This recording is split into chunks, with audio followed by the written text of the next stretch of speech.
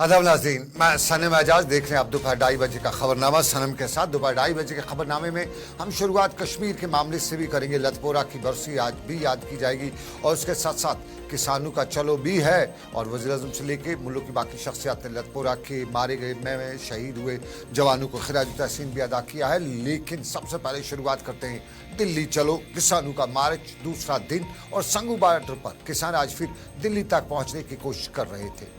कल रात शंभू बॉर्डर पर हंगामा भी हुआ था। पुलिस ने मुजाहिरीन को मुंतशिर करने के लिए पानी की बौछार की, आंसू गैस के गोले इस्तेमाल किए।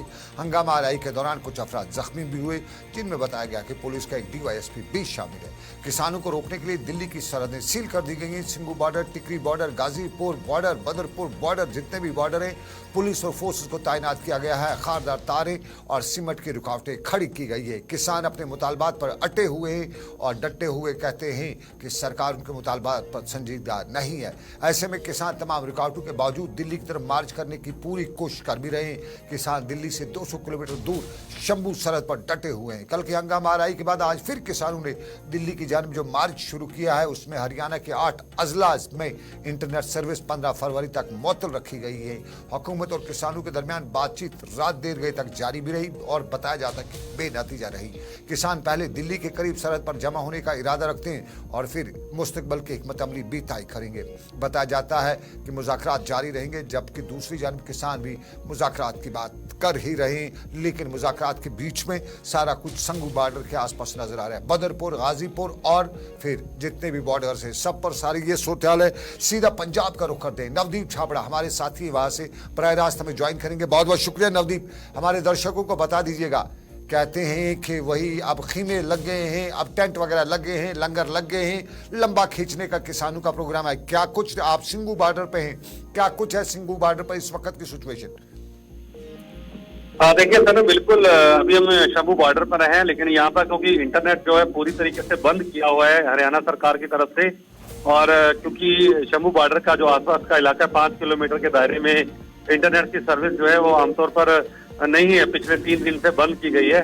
लेकिन जो माहौल है, लेकिन आज टकराव की स्थिति नहीं है, क्योंकि कल जिस तरीके से हमने देखा था कि टीयर गैस और वाटर कैनन का इस्तेमाल हरियाणा पुलिस ने किया था और कल करीब 60 से ज्यादा किसान उस पूरे कह सकते हैं टकराव में घायल हुए थे। 15 से 20 जो पुलिस कर्मचारी हैं वो भी घायल हुए थे। लेकिन आज शांतिपूर्वक माहौल है। थोड़ी देर पहले जो किसान मजदूर संघर्ष समिति के जो अध्यक्ष हैं, चेयरमैन है सरवंत सिंह पंधेर, जो पूरे संघर्ष को कहीं ना कहीं लीड कर रहे हैं, सबसे बड़ा चेहरा बनकर वो उभरे हैं।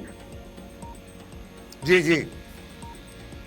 हरियाणा पुलिस ने पंजाब के किसानों के साथ जो है एक तरीके से आतंकियों जैसा व्यवहार किया है, क्योंकि वो शांतिपूर्ण तरीके से बैठे थे, दिल्ली जाना चाह रहे थे, लेकिन उनके ऊपर कहीं ना कहीं बम फेंके गए, उनके ऊपर वाटर कैनन का इस्तेमाल हुआ और ड्रोन के जरिए बम फेंके गए। ये बड़ा आरोप सरवंत सिंह पंधेर ने लगाया कि जहां पर ड्रोन का इस्तेमाल सीमाओं पर करना चाहिए देश की मोदी सरकार को, वहां पर नहीं किया जा रहा। लेकिन किसानों के ऊपर जो अपने अधिकारों की मांग को लेकर दिल्ली जाना चाह रहे हैं, उनके ऊपर एक तरीके से ड्रोन का इस्तेमाल करके उनके खिलाफ हमले जो है वो किए जा रहे हैं। ये काफी निंदनीय है। लेकिन आज उन्होंने क्लियर कर दिया कि उनका जो मकसद है वो मांगों को लेकर है। अगर सरकार यहीं पर बैठे ऐलान कर देती है तो वो आज घर वापस लौट जाएंगे, लेकिन जब तक ऐलान नहीं होता तब तक वो यहीं रहेंगे, अपना घर सामान लेकर आए। और ज्यादातर जब किसानों से हमने बातचीत की सर, तो उन्होंने कहा कि इस बार हमने 2-2 महीने का राशन लेकर साथ चले हैं और बहुत सारी संख्या में वहां पर लंगर लगे हुए थे। कोई पानी का लंगर है, खाने पीने का लंगर है, चाय के लंगर है, दूध के लंगर है, जैसे हमने दिल्ली के अंदर देखा लग चुके हैं। और किसानों का कहना है कि और भी ज्यादा संख्या के अंदर लोग उठकर जो है वो मोर्चे में शामिल हो रहे हैं। जितनी देरी होगी मोदी सरकार करेगी, जैसे पहले उन्होंने 2-3 साल पहले किया था।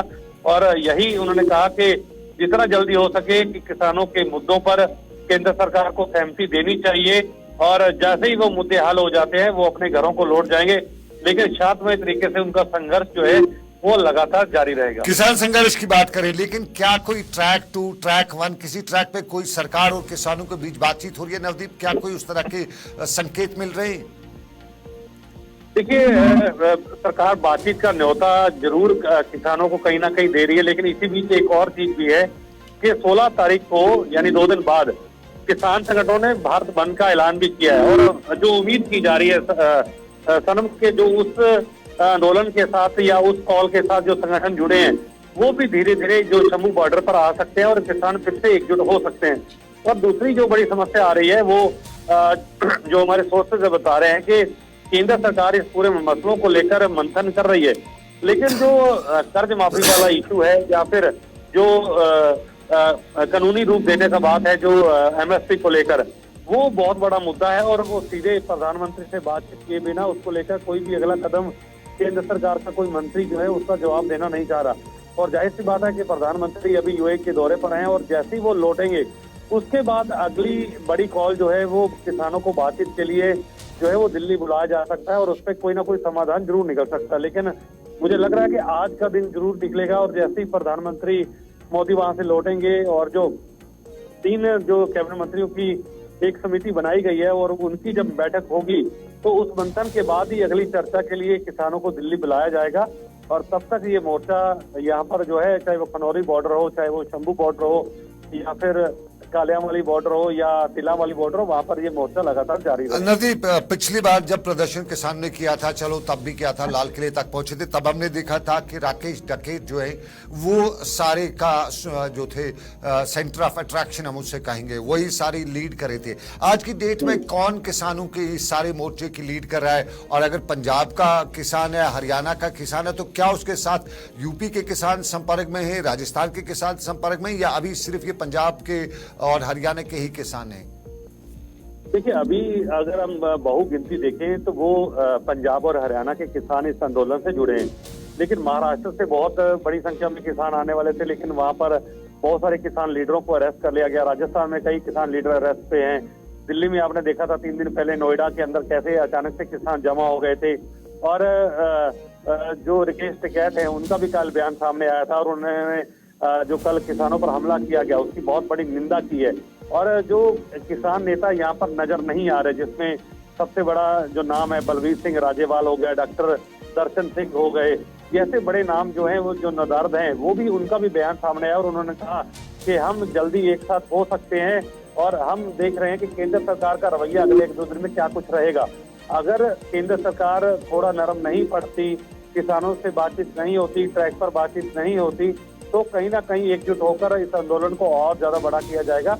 तो यही कारण है कि रणनीति जो है वो लगातार किसानों को चल रही है। और ये जो आंदोलन अभी चल रहा है इसमें बड़ा चेहरा सरवन सिंह पंधेर जो सबसे बड़ा चेहरा सामने आ रहे हैं, और इसके अलावा इसमें जो जगजीत सिंह डल्लेवाल हैं किसान नेता, वो एक बड़ा चेहरा के रूप में जो है अभी फिलहाल सामने है। इस तरह हरियाणा के अंदर बहुत किसान नेता हैं जो इस प्रदर्शन को लीड कर रहे हैं, लेकिन देखना होगा कि धीरे धीरे कितनी जल्दी और जो किसान संगठन बाकी रह गए हैं वो इस संगठन में या इस प्रदर्शन में। मैं संक्षेप में नवदीप संक्षेप में आप जानना चाहूंगा, मैंने कश्मीर में देखा है जब इंटरनेट वगैरह बंद होता है तो किस तरह की समस्या परेशानी बच्चों को आती है, आम लोगों को, बिजनेसमैन को।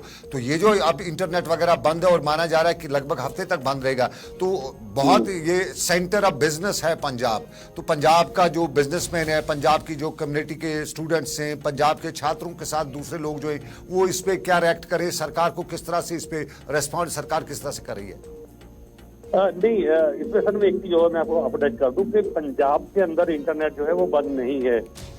हरियाणा के अंदर जो 7 जिले हैं जो हरियाणा के, वहां पर इंटरनेट बैन किया गया, लेकिन जो वो 7 जिलों के साथ पंजाब के इलाके सटे हुए हैं, जैसे मैं शंभू बॉर्डर की बात करूं, शंभू बॉर्डर के साथ जैसे राजपुरा के कुछ इलाका पड़ता है या बनूड़ का कुछ इलाका पड़ता है, तो शंभू बॉर्डर के रेडिएशन के जो 5 किलोमीटर के अंतर्गत जो गांव पड़ते हैं वहां पर इंटरनेट की सुविधा जो है वो बंद जरूर है, लेकिन पूरे पंजाब के अंदर इंटरनेट सेवा बहाल है। लेकिन जो हरियाणा के अंदर जो है वो 15 तारीख यानी कि 15 फरवरी तक, पहले 11 तारीख उसको बढ़ाकर 15 तारीख तक कर दिया गया, 17 तारीख तक कर दिया गया। आज ही सरकार ने ऑर्डर पास किए, लेकिन इस पूरे मामले को लेकर हाईकोर्ट के अंदर भी सुनवाई जारी है और हाईकोर्ट ने कहा है कि जो भी है शांतिपूर्ण तरीके से इस चीज का हल होना चाहिए। और हाईकोर्ट ने कहा है कि किसानों और सरकार के बीच मध्यस्थता जो है वो लगातार बनी रहनी चाहिए और हम चाहते हैं कि शांतिपूर्ण तरीके से किसानों के मुद्दे भी हल हो और भी जो व्यक्ति का खासतौर पर जो आम नागरिक हैं उनके अधिकारों का भी हनन जो है वो नहीं किया जाए। ये कल हाईकोर्ट ने इस पर